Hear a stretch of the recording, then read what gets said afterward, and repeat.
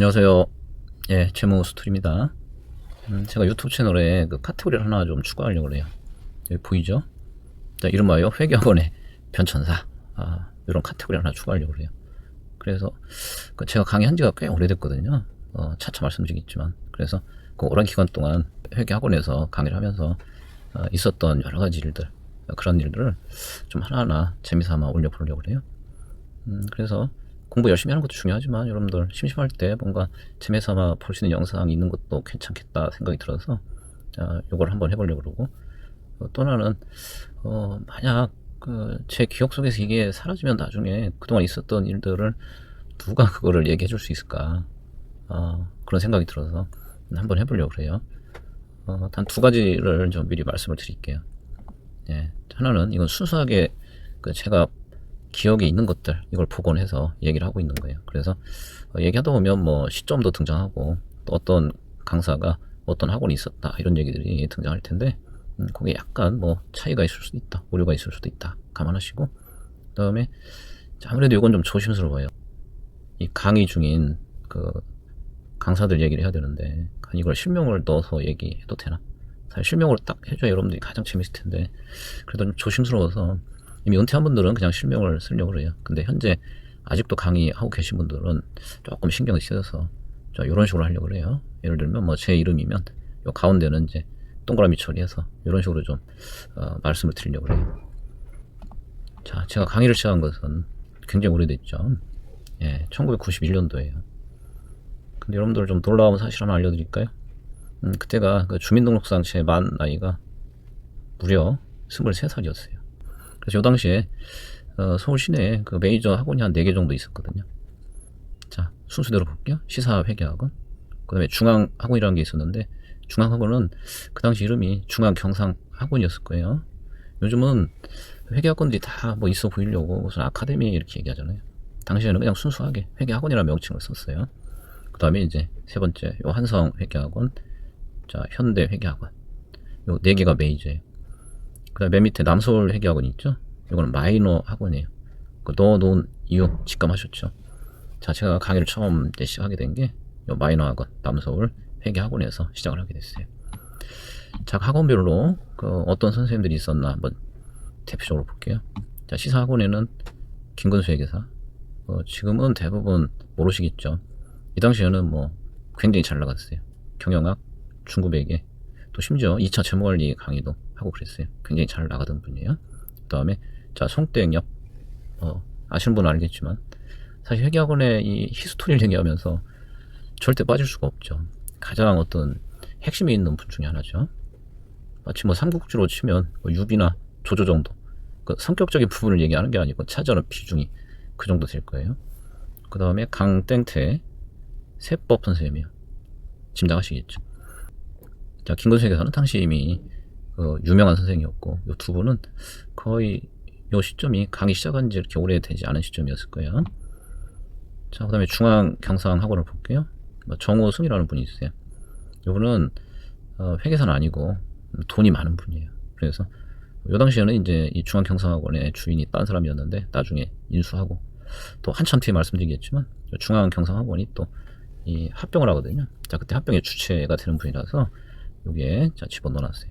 그 다음에 김현재 재무회계 선생님이, 자, 재무회계 한 탑3에 들어서 한동안 잘 나가던 분이에요. 그 다음에 임땡진, 자, 원가 선생님이에요. 짐작하셨죠? 꽤 오래됐죠, 이분도.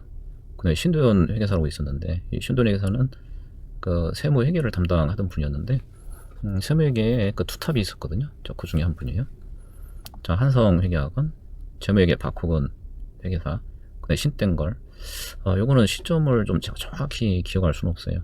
아무튼 여기서 시작을 하셨는데 요때 하고 계셨는지 조금 지나서 했는지 그건 불분명해요. 그 다음에 김세현 회계사라고, 자, 이분은 경영학, 김근수 회계사하고 김세현 회계사 그 당시 경영학을 거의 양분하고 있었죠. 그 다음에 이제 재무관리 강의하던 분이고, 그 다음에 이광우 회계사, 자, 원가회계 선생님이야. 이분이 아까 얘기한 요 정호성 중앙경상학원 원장하고 만나서 나중에 합병을 하게 돼요. 단 이분이 중간에 학원을 한번 차린 후에 합병하는 거예요. 한성은 이제 박훈 회사 학원이었어요. 그 다음에 최태규 회계사가 있죠. 최태규 회계사가 아까 얘기한 신대원 회계사와 세무회계 투탑으로 한동안 활약하던 분이에요. 자, 현대회계학원 이땡재라고 돼 있죠. 세법 선생님이에요. 최근까지도 강의를 하셨죠. 아마 지금은 강의는 그만두셨죠. 근데 최근 공적으로 계속 나오고 있죠. 자, 이 당시에 세법 회로는 거의 또 완탑이었다고 보시면 돼요. 그 다음에 이병소 회계사라는 분이 있는데, 이병소 회계사는 회계 감사를 하시던 분이에요. 좀 여러분들이 잘 알고 있는 권모 선생님, 그분이 강의를 이쪽으로 AI 쪽에서는 계속 강의하셨고, 이쪽으로 넘어와서 감사 강의를 한 거는 제 기억에 한 2000년 넘어서 2004, 5년 그쯤에 이쪽으로 넘어오셨을 거예요. 그 전까지 자, 회계 감사 완전 독점 하시던 분이에요. 그 다음에 남서울회계학원, 자, 여기에 이제 제가 있죠. 그래서 이 해에 아마 7월쯤부터 제가 여기서 강의를 했을 거예요. 제가 담당했던 강의는 경영학, 저도 경영학 강의했었어요. 그 다음에 재무관리, 그 다음에 이제 이 정땡열 선생님이 있죠. 예, 경작 선생 짐작하셨죠? 거의 저와 같은 시기에 여기에서 강의를 시작을 했어요. 자, 그러면 저는 왜 강의를 시작을 하게 됐느냐? 여러분들 놀라지 마세요. 제가 이 강의 시작할 때는 군인이었거든요. 군인. 그렇다고 해서 어디 저 강원도 전방에 군인이 서울에 와서 강의 하진 않았을 거 아니에요. 어떤 신문이었냐면 이 병역특례요원이었어요. 자, 그럼 여러분들 의아하죠. 이 병역특례요원은 대개 누가예요? 이공계 출신들이 방위산업체에 들어가서 일정 기간 근무하면 병역 마친 걸로 해주는 거잖아요. 근데 제가 경영학과 인문사회계 출신인데 병역특례 요원이었다? 잘 이해가 안 되죠. 역사 공부를 좀 할게요. 제가 이걸 하게 된 건 뭐 때문이냐면, 자, 당시가 이제 그 전두환 정권 시절이에요. 근데 전두환 정권 다음에 노태우 정권이죠. 이 사람들이 자, 이제 정권을 잡고 난 후에 자, 특이한 제도를 하나 만들어요. 이름하여 석사장교 제도라는 걸 만들어요. 이 석사장교 제도는 석사학위 취득하고 선발이 되면 자, 6개월 만에 제대를 해요, 여러분들. 6개월 만에. 지금 많이 짧아졌다고 해도 현역 근무기간이 18개월이잖아. 6개월 만에 제대할 수 있는 그런 이상한 제도를 하나 만들어요. 왜 만들었을까요? 예, 다름이 아니고 자기 아들들, 자기 자식들을 합법적으로 자, 군 피를 만들어주기 위해서 그러한 독특한 제도를 만들어요. 자, 근데 그 제도는 그냥 한시적으로 운영되다가 바로 없어져요. 자, 본인 아들들 다 해결했잖아. 그러면 더 이상 남겨둘 필요가 없잖아요. 그래서 제가 그 대학원 졸업하던 직전 해에 그 아들들이 다 해결이 됐어요. 그러면서 이 제도가 없어져요. 그 밑은 제도가 없으니까 진짜 반발이 있을 수 있잖아. 나도 석사학위 따서 그거 하려고 했는데 갑자기 없어지니까. 그래서 그거를 무마하기 위해서 뭘 만드냐면 각 대학에서 과거에 실적이 좀 우수했던 몇 개 연구소를 선발해서 자, 거기에 이 병역 특례 혜택을 이렇게 주게 돼요. 그러니까 병역 특례 요원을 선발할 수 있도록 이렇게 제도를 도입한단 말이에요. 그래서 이제 그 고려대학교 경영대학에 있는 기업경영연구소, 요즘은 기업경영연구원이라고 이제 좀 규모를 늘려서 개편을 한참 전에 했는데, 그래서 거기가 그 대상 기관으로 선정이 되면서 그러면서 제가 거기에 들어가게 된 거예요. 물론 저도 고민은 많이 했죠. 왜냐면 여러분들 현역 복무 기간이 그 당시에는 굉장히 길었어요. 지금의 거의 2배야. 그때 30개월이었거든요. 근데 이 병역 특례요원은 그거의 2배예요. 5년을 근무를 해야 돼. 60개월을 근무해야 된단 말이에요. 그러면 빨랑 이걸 현역으로 가서 해치우고 나오는 게 나으냐, 아니면 조금 기간은 길지만 그래도 좀 몸이 덜 고생하는 걸 선택할 거냐 고민하다가 그냥 몸이 편하자라고 해서 이걸 선택을 하게 됐죠. 근데 아직도 뭐 그런 게 많이 남아있죠. 사실 오늘 대학교에서 교수들이 보는 대학원생, 조교들은 정말 하찮잖아요. 그러니까 이제 병역특례 기관으로 선정은 되고 선발은 했지만 뭐 별다른 대우를 해줄 리가 없잖아요. 그래서 사실 금액을 지금 얘기하기조차 민망한 정도로 그 보수라는 게 거의 뭐 없다시피 했죠. 그러니까 생활이 안 되잖아요. 자, 그러던 와중에 자, 이제 아는 지인이 이런 게 있다. 그 당시 이런 거 전혀 몰랐어요. 저는 회계사 공부한 것도 아니고. 그래서 근데 지인이 이런 게 있다. 너 재무관리 전공했는데 회사 과목에 재무관리 있으니까 한번 그 알바 삼아 해봐라. 그래서 솔직히 전 알바 개념으로 이걸 시작을 했던 거예요. 그래서 이제 강의를 시작을 하게 된 거고.